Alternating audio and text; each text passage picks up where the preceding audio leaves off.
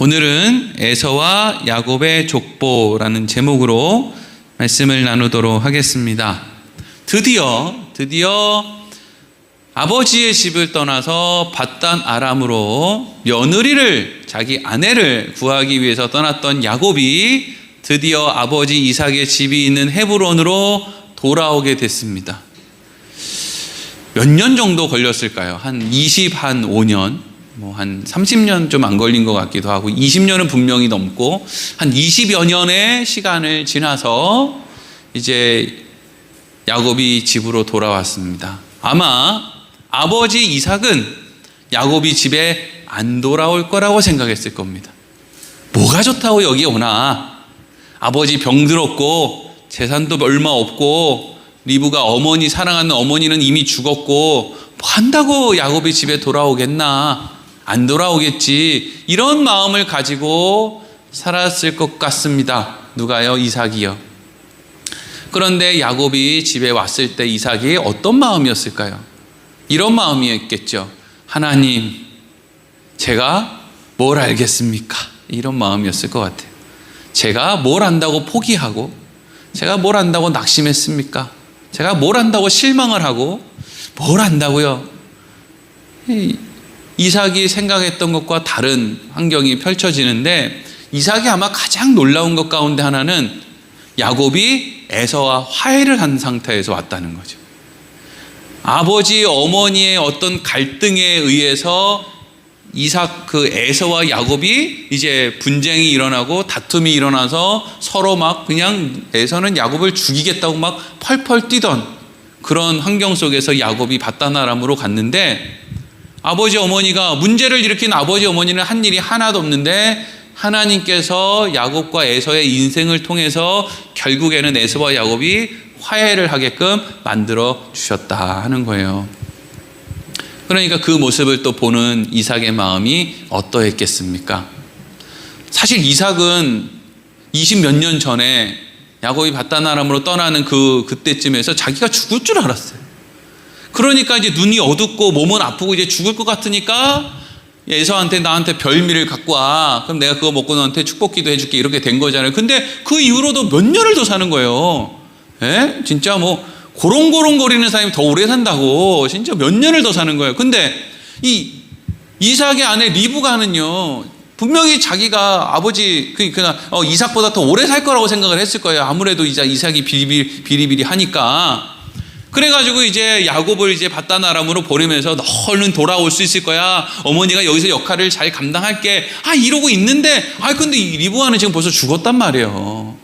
그러니까 참 우리가 사는 인생이 이게 누가 더 오래 사느냐, 누가 더 짧게 사느냐 이것도 모를 뿐만 아니라 누구랑 영원히 싸워가지고 원수간에 지낼 것 같은데 누구는 화해가 되고, 어떤 사람은 또 너무 사이가 좋을 것 같은데 또 그냥 느닷없이 그냥 하루아침에 감정이 상해가지고 또 원수가 되고, 이런 일들이 우리 인생 가운데 너무 많다는 거예요. 그러니까 이것들을 잘 정리하면은 무슨 답을 낼 수 있느냐면은요, 내가 지금 고민할 일이 뭐냐라는 생각이 들 수밖에 없어요. 고민하는 게 뭐지?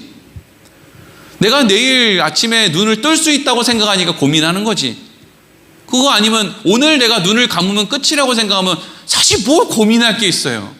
우리는 내일도 눈을 뜨고 모레도 눈을 뜬다고 생각하니까 자꾸 뭐도 있어야 되고 뭐가 많은데, 내일 죽는다고 생각하면 뭐가 그렇게 고민할 게 많이 있어요. 어떤 환경이라고 할지라도, 뭐 사람의 인생이라고 할지라도 모르는데 무슨 고민을 합니까? 모르는데 어떻게 고민해봐야 소용이 없는데. 결국에는 에서와 야곱이 화해를 하게 되고, 그리고 이게 사실 성경에는요, 야곱이 밧단 아람으로 간 이후에 야곱을 이제 조명해서, 왜냐하면 이제 어쨌든 이스라엘의 역사이기 때문에 이 성경을 기록한 이 모세의 입장에서는 이 이스라엘이라고 하는 이름을 받은 야곱에게 관심이 더 있고, 그 야곱을 통해서 이어지는 그 족보에 관심이지, 사실 이삭의 그 삶에는 별로 그렇게 관심이 없는 거예요. 그러니까 기록이 좀 적겠죠. 그런데 우리가 그 상황을 조금 이렇게 유추해 보면은요, 이제 이삭에게 야곱이 돌아와서 가정을 꾸리고 이제 아버지랑 같이 살면서 그렇게 이제 사는 기간이 약 뭐 한 20여 년을 같이 살아요. 뭐 한 10몇 년을 같이 산다고요. 그 동안에 아마 에서도 세일 땅에 있는 에서도 가끔씩은 아버지의 집이 있는 헤브론으로 찾아왔을 것 같아요. 왜 그런 생각이 드냐면요. 원래 형제들 가운데 형이든 뭐 누나든 좀 재산이 워낙 많은 사람이 있으면요. 그런 사람들은 한 번씩 가족들 모임에 가는 거 좋아합니다. 가가지고요. 애들 막 그냥 줄 쫙 세워놓고 야, 큰아버지가 용돈 줄게 이러면서 그냥 에서가 그 12명의 그 야곱의 자식들 쭉 세워놓고 큰아버지가 용돈 줄게 이런 거 하는 거 좋아합니다. 돈 많은 사람들 중에 그런 거 좋아하는 사람이 있어요. 원체 많으니까요. 에서는 와가지고 봐봐, 내가 큰형님 맞지? 봐봐, 내가 너보다 더 받았지? 이런 거 하고 싶었을 것 같아요. 근데 그런 어떤 상황들을 유추해 볼 때 하나님께서 그래서 에서의 인생을 통해서 그렇게 풍요로움을 또 주셨구나. 그래야 에서와 야곱이 화해를 하고 이삭의 인생 가운데 같이 찾아와서 또 아버지와 함께 좋은 또 시간을 보내고 이런 것까지도 하나님이 배려를 해주시지 않았나라는 또 생각을 해보기도 하고요. 그러니까 이삭의 인생은 결국 하나님 앞에 뭐 할 수밖에 없는 인생이냐면 하나님 앞에 감사하고 찬양할 수밖에 없는 인생인 거예요. 이삭이 뭐 했습니까? 하나님 앞에 뭘 했는데, 이삭하고 리브가가 뭘 했는데 형제들이 이렇게 우애가 좋아지고 어떻게 에서와 야곱이 같이 이삭의 장례를 치르는 그 일을 어떻게 하냐고요. 안 되는 건데 이 일이 된 것은 이삭이 한 것도 리브가가 한 것도 아니라 누가 한 거라고요? 하나님이 은혜로 그 집에 하나님이 함께 해주셨을 때 정말 그렇게 세심한 것까지 하나님께서 그렇게 책임을 주셨다 하는 거예요. 그리고 이제 창세기 36장 37장으로 넘어가면 뭐가 나오냐면 그러니까 에서의 후손들이 세운 나라를 에돔이라고 부르는데, 그러니까 에서의 후손에 대한 그 족보의 기록이 36장에 나오고 37장부터는 이제 야곱의 족보가 기록이 되어 있다 하는 거죠. 자, 그래서 오늘은 이 에서의 족보와 야곱의 족보를 통해서 우리가 하나님의 역사가 이렇게 흘러가는 거구나 라는 것을 좀 잘 알아야 되는 시간이라고 할 수 있습니다. 자, 오늘 2절과 3절 말씀을 먼저 같이 읽도록 하겠습니다.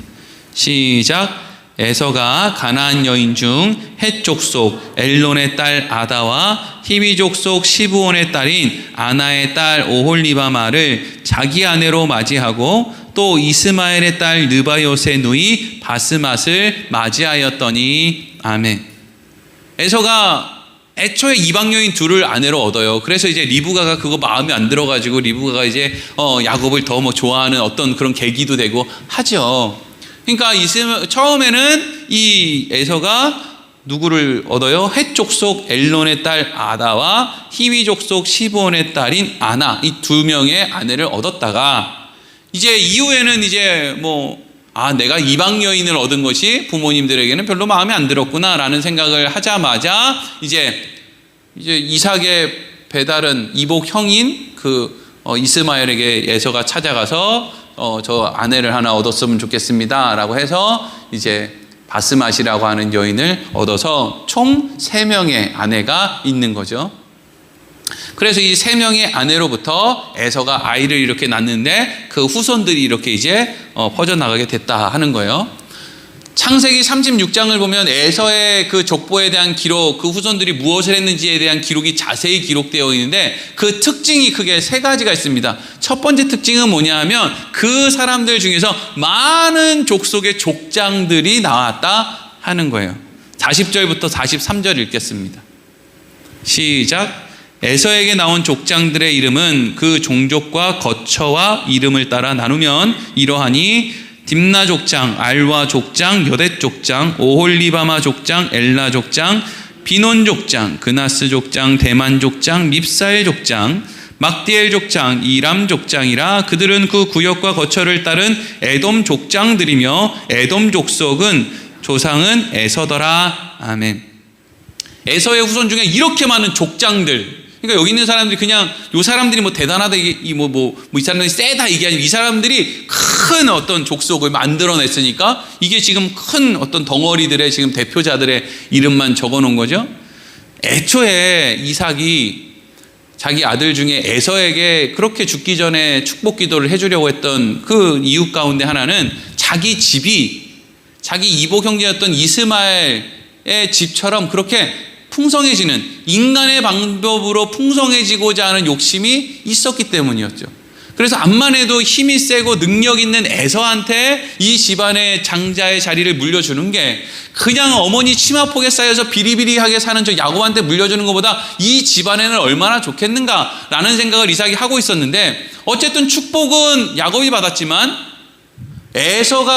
이삭이 가지고 있던 어떤 바램대로 에서의 가문이 지금 그런 많은 족장들이 족보를 이루고 있었다 하는 거예요. 오늘 말이 비슷해가지고 그냥.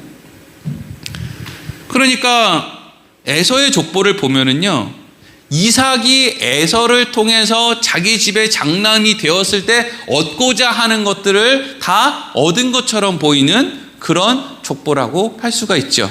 에서의 족보는 참 많은 대단한 사람들이 나왔구나 하는 것을 알 수 있어요. 그리고 또 두 번째 특징은 뭐가 있냐 하면 오늘 24절 말씀을 보면 이런 말씀이 있어요. 읽어보겠습니다. 시작. 시브온의 자녀는 아야와 아나며 이아나는 그 아버지 시브온의 나귀를 칠 때에 광야에서 온천을 발견하였고. 아멘. 에서의 후손들 중에 뭘 발견한 사람이 있어요? 온천을 발견한 사람이 있대요. 온천. 뭐 이 시대에 약도 없고 뭐 약국도 없고 병원도 변변치 않은데 1년 365일 따뜻한 물이 펑펑 나오는데 거기서 막 김이 막 솟구치고 거기에 막 몸을 넣고 이렇게 하면 거기에서 이제 관절염도 막 좋아지고 막 뭐 피부병도 좋아지고 감기도 낫고 막 이런 데가 있다고 한번 생각을 해보세요. 그러면 사람들이 그걸 막 뺏으려고 막 난리를 쳤겠죠. 근데 에서의 집안은 힘이 셉니까? 약합니까? 힘이 세잖아요. 근데 힘이 센 사람이 온천을 발견하니까 이거는 노다지입니다. 노다지. 뺏을 수가 없죠. 그러면 이제 어떻게 돼요? 돈을 주고 가서 사람들이 이용을 하겠죠. 뭐 그 주위에 뭐 호텔을 지었는지 음식점을 지었는지는 알 수 없지만 하여튼 그 당시에 온천이라는 것은 아주 귀한 거였단 말이죠. 그걸 어떻게 우연히 광야를 지나가는데 우연히 온천을 발견했어요. 하필 누구의 후손들 중에 에서의 후손들이요.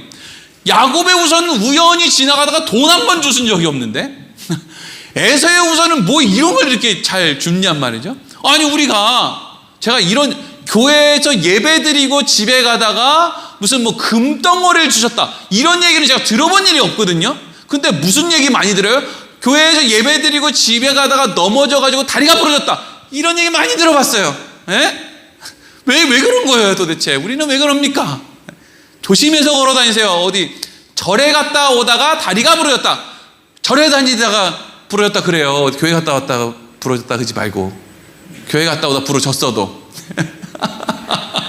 아이 또 이런 거 딱 녹화하니까 이거 부담되는데 또 어디 스님한테 전화 올라? 네.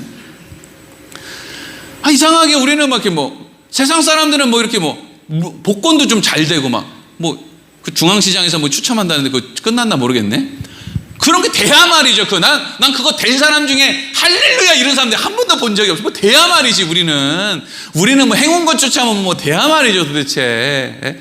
교회에서 행운권 추첨을 해야 믿는 사람이 겨우 당첨이 돼요. 다 믿어요. 아니 에서의 집에는 뭐 온천도 막 이렇게 발견을 하고 뭐 이렇게 되는데 야곱의 집은 그냥 맨날 애들 싸우고 누굴 팔아먹고 뭘 죽이고 살리고 막 그러고 있는 거예요. 하여튼 왜 그런지 모르겠어요.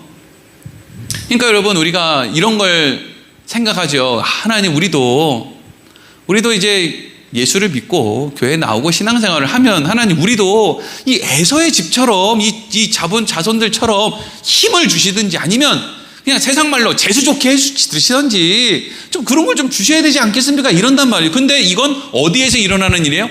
에서의 집에서 일어나는 일이잖아요. 야곱의 집이 아니고요.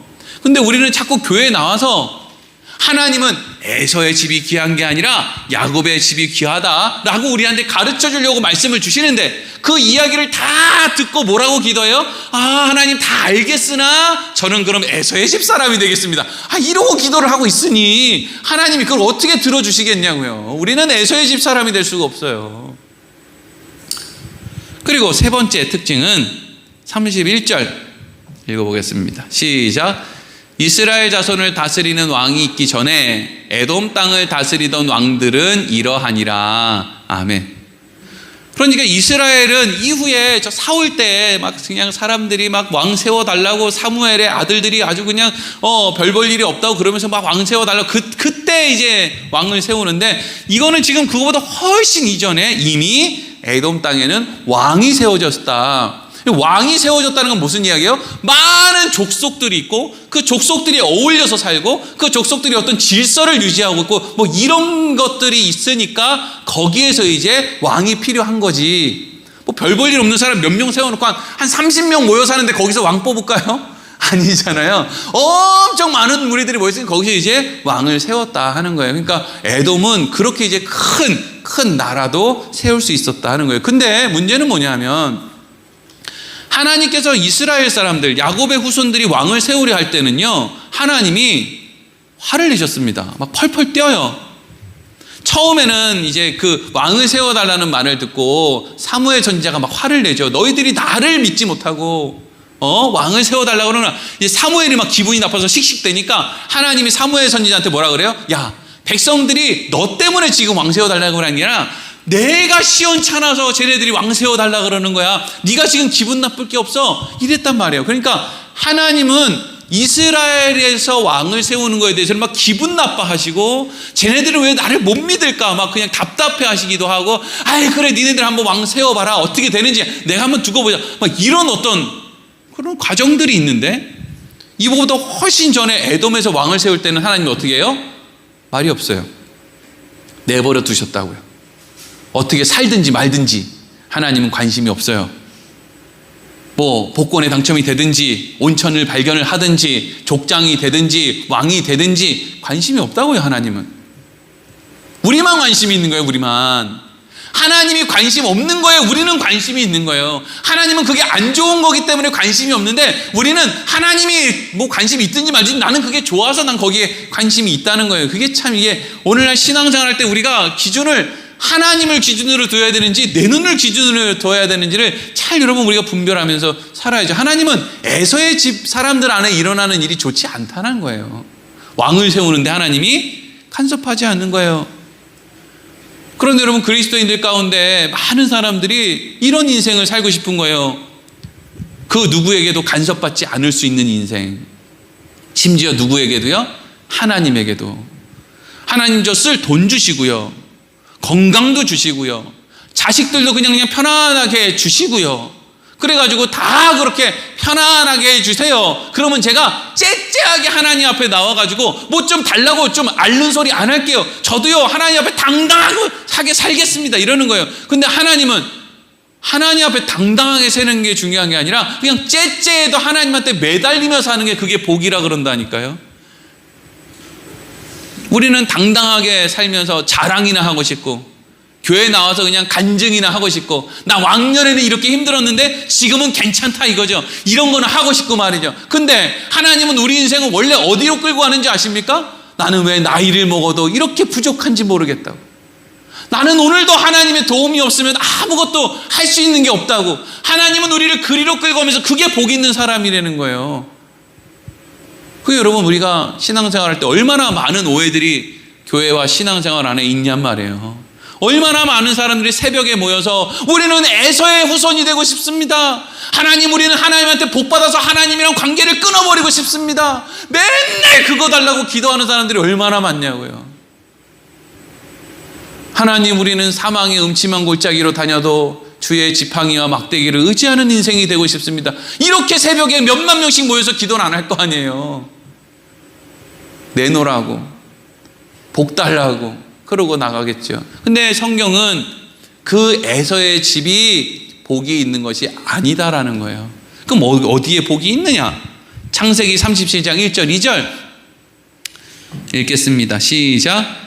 야곱이 가나안 땅 곧 그의 아버지가 거류하던 땅에 거주하였으니 야곱의 족보는 이러하니라. 요셉이 17세의 소년으로서 그의 형들과 함께 양을 칠 때에 그의 아버지의 아내들 비라와 실바의 아들들과 더불어 함께 있었더니 그가 그들의 잘못을 아버지에게 말하더라. 아멘. 2절을 보면 우리가 잘 알고 있는 앞으로 펼쳐질 창세기의 거의 4분의 1가량을 차지하고 있는 이 요셉에 대한 엄청난 이 기록이 결국 뭐라는 거예요?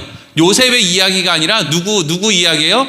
야곱의 족보 이야기다 라고 소개를 하고 있죠. 이건 야곱의 족보 이야기야. 잘 들어봐. 에서의 족보는 누가 누구를 낳는데 누가 족장이 되고 누가 왕이 되고 누가 온천을 발견하고 이게 얘네의 족보지. 이게 이 족보란 말은 다른 말로 하면 역사. 이게 이 집안의 역사지. 근데 야곱의 족보, 야곱의 역사를 볼래? 요셉이 17세의 나이에로 가는 거예요. 그럼 여기서부터 이제 뭐가 시작돼요? 하나님이 어떻게 요셉을 애굽의 총리로 만드시는지, 그리고 애굽의 총리가 되는 게 중요한 게 아니라 그걸 통해서 어떻게 모든 민족들을 그 연약한 요셉이 먹여 살리시는지, 그래서 어떻게 하나님의 역사가 어떠한 방법으로 이루어지는지, 그게 야곱의 족보, 야곱의 역사, 다른 말로 하면 하나님의 역사라고 이야기를 하는 거예요. 그러니까 요셉은 대단한 게 아니에요. 요셉이 대단한 게 아니고 요셉이 애굽의 총리가 되는 이것들을 통해서 우리는 와, 하나님의 역사는 그러한 것이구나 라는 것을 우리가 알 수 있는 게 요셉의 인생이라고요. 이 야곱의 집을 가만히 보면은요, 야곱이 이제 바단 아람에서 뭐 여기저기 세겜 거쳐서 이렇게 이제 뭐 중간에 라헬도 죽고 뭐 이래가지고 겨우겨우 이제 헤브론에 도착해서 이제 아버지랑 살잖아요. 그 기간 동안에 아버지랑 상당히 그래도 오래 삽니다. 한 20년 가까이 살아요. 이삭하고 야곱하고. 그 사이에 에서도 오고 막 이렇게 했을 것 같아요. 그건 뭐 저는 모르지만 하여튼 이 나이를 계산해 보면 한 20여 년을 같이 사는데, 하나님이 이 이삭과 야곱의 인생 가운데 얼마나 세밀하게 일을 하시는지, 요셉이 17세의 나이에 형들에게 이렇게 팔려가지고 애굽으로 간 이후에도 이 이삭이 야곱과 7, 8년 정도를 더 살아요, 같이. 그리고 나서 이제 이삭이 에서와 야곱이 장례를 치르고 죽는 거예요. 그러니까 여기 성경의 기록은 앞에 이삭의 죽음에 대해서 언급을 하고 있지만 이 나이 연도를 따져보면 요셉의 나이 17세 때 아직 이삭이 그 집안에 같이 살고 있었고, 그리고 그때 야곱이 그냥 하늘이 무너지는 것 같이 아버지 요셉이 짐승에게 잡혀서 물려 죽은 것 같아 이러면서 그 색동옷에 피를 묻혀가지고 갖고 왔을 때 그 절망 가운데 그 신음하고 있던 그 야곱을 누구도 보고 있는 거냐? 이삭도 보고 있었다는 거예요. 그리고 이 이삭을 보면서 야곱을 보면서 이삭이, 두 사람이 서로를 뭔가 통하는 게 있어서 이해하는 그런 마음이 되었을 거예요.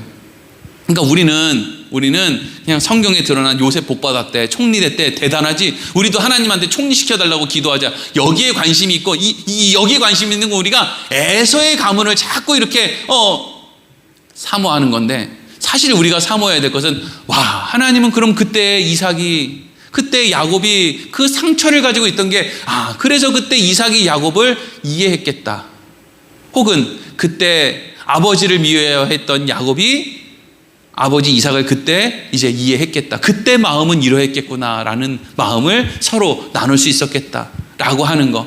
원수로 지내고 절대로 화해할 수 없을 것 같았던 이삭과 야곱이 화해를 하고 한 마음이 되는 그런 일들을 지금 누가 만들어내는 거예요? 하나님이 만들어내는데 사실 누구도 그런 게 관심이 없거든요. 사람들은요 그런 거 관심 없어요. 누구랑 사이좋게 지내고 무슨 관계를 회복하고 이런 거 관심 없습니다.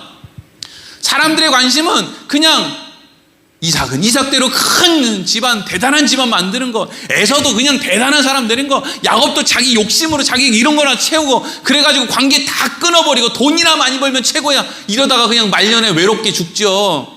그게 여러분 우리가 잘 사는 거라고 생각을 해요. 그런데 하나님은 하나님의 역사, 하나님의 족보 안에 있는 사람들은 하나님이 그리로 끌고 가지를 않는다고요. 이해하는 사람이 되게 만들고요.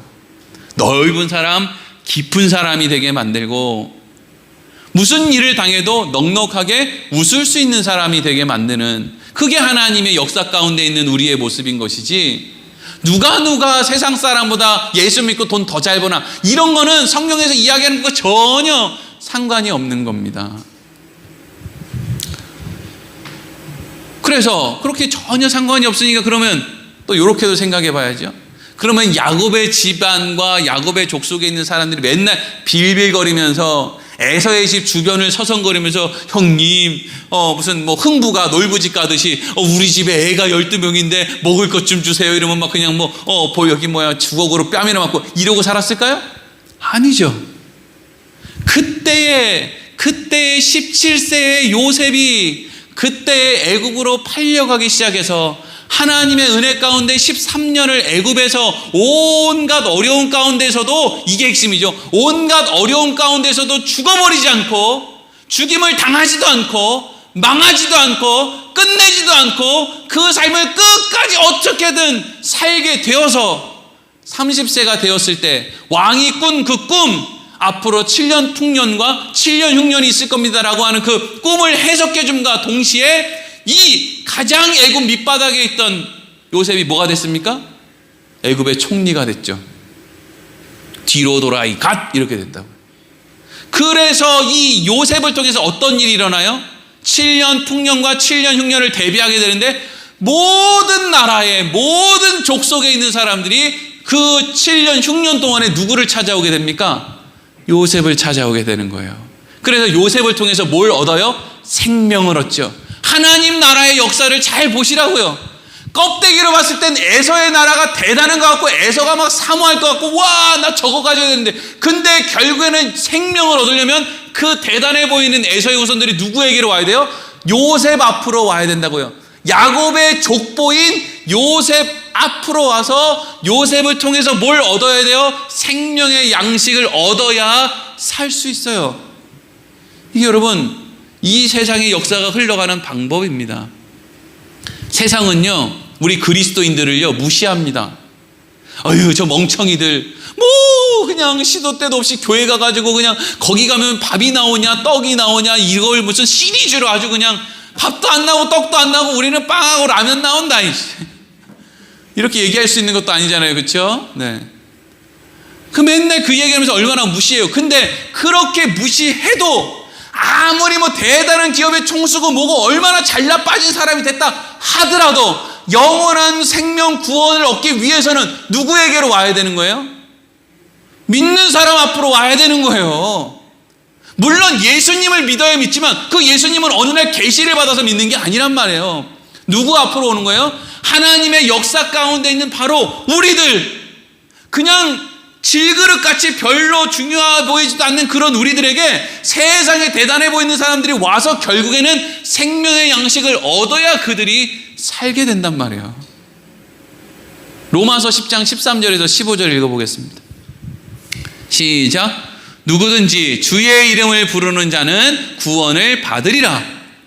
그런즉 그들이 믿지 아니하는 이를 어찌 부르리요? 듣지도 못한 이를 어찌 믿으리요? 전파하는 자가 없이 어찌 들으리요? 보내심을 받지 아니하였으면 어찌 전파하리요? 기록된 바 아름답도다 좋은 소식을 전하는 자들의 발이여 함과 같으니라. 아멘. 13절 띄워주세요.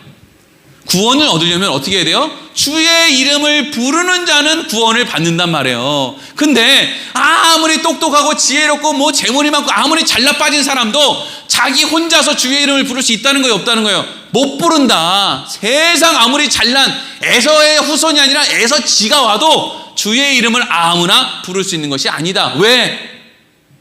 그런즉 14절 그들이 믿지 않은 이를 어찌 부르리요? 믿음이 없는데 어떻게 불러요? 듣지 못했는데 어찌 그를 믿어요? 전파하는 자가 없으면 어찌 들어요? 이게 무슨 말이에요? 예수를 믿어야 구원을 받으니까 예수가 가장 중요하고 예수님이 최고다, 이건 맞는데, 근데 그 예수를, 하늘에서 뚝 떨어진 예수를 믿는 사람은 없다는 거죠. 아니 7년 풍년과 7년 흉년에서 요셉이 나누어주는 그 양식이 어디서 온 거예요? 하나님으로부터 왔죠. 하지만 그 하나님으로부터 그 온 양식을 요셉을 통하지 않고 얻어먹을 수 있는 사람이 없단 말이에요. 전도자를 통하지 않고 예수를 믿은 사람이 여기 어디 있습니까? 다 미국에서 온, 저기 어디 유럽에서 온 선교사들 중에서도요, 선교사를 비장한 많은 이상한 사람들이 많이 섞여 있죠. 하지만 그 이상한 사람들 가운데에서도 또 어떤 사람들을 통해서 우리가 말도 안 되는 과정을 통해서 어쨌든 그 복음이 여기로 흘러 들어온 거죠.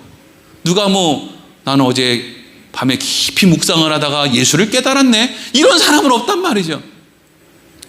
그러니까 하나님의 역사는 어떤 역사예요?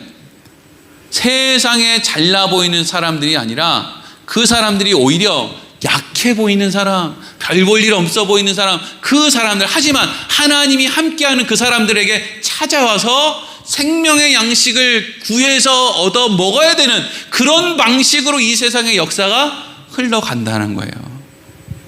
그렇죠?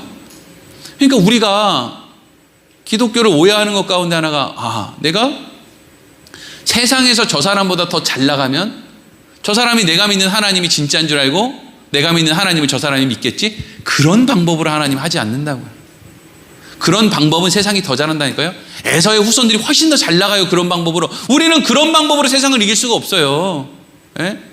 우리 교회 이렇게 큰 교회 지었다, 우리 교회 이렇게 사람 많아, 우리 교회 돈이 이렇게 많아. 그래, 대한민국에 그런 교회 한 10개 있겠지. 그러면 그 10개 때문에 나머지 49,990개의 교회가 다 죽어가는데 사람들이 저 10개의 교회가 대단하니까 우리 하나님 믿으지, 그러겠어요? 다 죽어가고 나자빠지는 교회가 훨씬 많은데 바본가? 예? 그거 가지고 하나님께 영광 돌릴 것 같으면 영광이 아니라 하나님께 저주를 돌려야 될 교회들이 주위에 널렸단 말이에요. 그거 가지고 못 이겨요, 세상을. 어떻게 세상을 이깁니까? 그걸로 이길 수가 없지. 야곱의 족보는 야곱의 족보대로 가는 거고, 에서의 족보는 에서의 족보대로 가는 거예요. 다만 어느 때가 되면 에서의 족보 안에 있는 사람이 생명의 양식을 얻기 위해서 야곱의 족보에 있는 사람에게로 나와야 된다고요. 그게 하나님 나라의 역사예요. 여러분, 요셉이 어떻게 애굽으로 가서 그 자리에 갔어요? 어느 날 요셉이 막 그냥 꿈을 꿨는데 나는 애굽이 나의 사명이야 막 이러면서 애굽에 나의 비전이 있어, 내가 애굽에 가서 하나님의 이름을 드높일 거야, 이러고 가요? 아니에요. 어떻게 갑니까? 죽지 못해 갑니다. 죽지 못해 가요. 우리가 꼭 신앙생활 하는 것처럼, 우리가 신앙생활 하는 것처럼 죽지 못해서 해요. 죽지 못해. 가기 싫어 죽겠어 막. 그냥 양보하기 싫어 죽겠고, 돈을 포기하기 싫어 죽겠고, 그냥 나중에는 막 져주기 싫고. 근데 요셉이 어떻게 가요? 그냥 옷 홀딱 벗겨가지고 그냥 끌려가는 거예요. 거기 가가지고 이제 요셉 얘기도 또 다음 시간부터 좀 하겠지만, 거기 가가지고도 그냥 하여튼 말 못할 일들을 많이 당하죠. 근데 요셉이 죄 지을 수 있는 환경에 있었음에도 불구하고 죄를 못 짓도록 하나님이 막으세요. 그것도 이제 어떻게 막으시는지 그때가 또 설명을 해야 되니까 막으시고요. 어떨 때는 또 억울한 일 당하게도 내버려 두시고요. 어떨 땐 막으시고, 어떨 때는 꿈을 해석하기도 하시고, 어떨 때는 아무것도 모르게도 하시고, 그렇게 해서 그 사람이 결국 어느 자리에 가요? 생명을 나눠주는 그 자리에 가는 거예요. 누구처럼요? 우리들처럼. 우리들도 그러고 살았잖아요. 어떻게 살았어요? 신앙을 어떻게 지키면서 살았어요? 몰라요, 우리도. 그냥 어디로 도망가려고 그러면 잡혀오고, 뭘 좀 어떻게 나이롱으로 하려고 그러면 혼나고 두드러 맞고 아프고, 하나님 살려주시면 뭘 좀 하겠습니다 이러면 또 겨우겨우 왔다가 또 좀 나으면 또 도망가려고 그랬다가 또 두드러 맞고, 이러다가 그냥 옷도 파다 보니까 어머나, 내가 생명을 나눠주는 이 자리에 서 있네. 거기에 서 있는 거예요. 이게 하나님의 나라의 역사예요. 이걸 우리가 알고 그냥 살아야 된단 말이에요. 그러니까 여러분, 이번에 이제 추석 명절도 이제 앞으로 다가올 텐데, 추석 명절 때도 우리가 하나님을 알지 못하는 사람들을 어떻게 대해야 되는 거예요? 언젠간 저 사람이 나한테 와서 생명의 양식을 얻어 먹어야 되는 사람이야. 근데 내가 오늘 저 사람과의 관계를 틀어버리면 나중에 저 사람이 나한테 올 때 얼마나 어렵겠어. 물론 내가 아니라도 저 사람이 다른 데 가서 또 다른 사람들을 통해서 할 수도 있겠지만, 하지만 그건 우리의 마음은 그러면 안 되는 거죠. 우리의 마음은 언제든지 그 누가 별 볼 일 없는 나에게 찾아와서 너는 너의 인생은 뭐 그렇게 대단해 보이지 않고 네가 가지고 있는 건 별로 대단한 거 보이지는 않는데 너와 함께하는 하나님은 참 뭔가 있는 것 같아. 그렇게 물을 때 우리가 그 하나님 그리고 그 하나님과 함께했던 우리의 삶을 이야기해 줄 수 있는 그것을 위해서 우리가 사실 오늘도 참는 거잖아요. 왜 참습니까? 저주 기도나 하고 다니지. 우리는 오늘도 참아요. 우리는 훌륭한 사람들이니까. 하나님 야곱의 족보 안에 있는 복받은 사람들이니까 우리는 그 길을 위해서 그 일을 하며 사는 거란 말이죠. 여러분, 우리의 인생길이 늘 야곱의 족보 위에 있다라는 것을 기억하고 그 길 위에서 우리가 늘 사람들에게 생명을 나누어주는 자의 자리에 서 있다라는 것을 잊지 말고 넓고 깊고 아름다운 그런 모습으로 살아가는 인생 되기를 소망합니다. 기도하겠습니다. 하나님